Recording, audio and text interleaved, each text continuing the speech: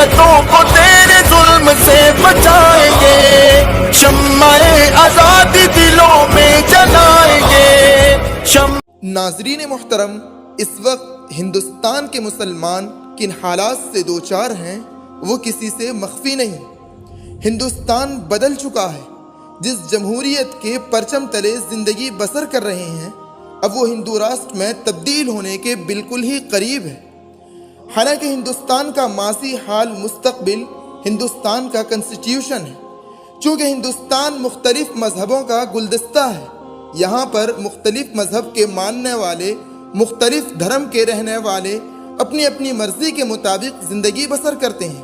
ہر ایک کو اپنے مذہب پر آزادی کے ساتھ عمل کرنے کا مکمل حق حاصل ہے، لیکن آئے دن شرپسندوں اور گندی سوچ رکھنے والوں کی جانب سے مسلمانوں پر ایسے ایسے مظالم ڈھائے جا رہے ہیں اور ایسی ایسی تصویریں آنکھوں کے سامنے گشت کر رہی ہیں کہ جنہیں دیکھ کر عقل دنگ رہ جاتی ہے اور آنکھیں اشک بار ہو جاتی ہیں۔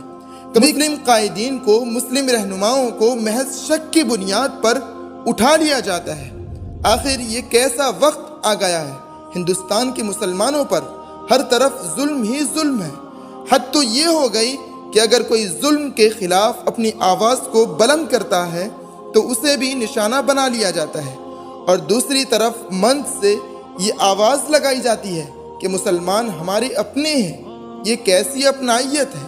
ہر جگہ بس مسلمان ہی شکار بنتے جا رہے ہیں، حالانکہ حکومت آپ کی ہے، لوگ آپ کے ہیں، میڈیا آپ کا ہے۔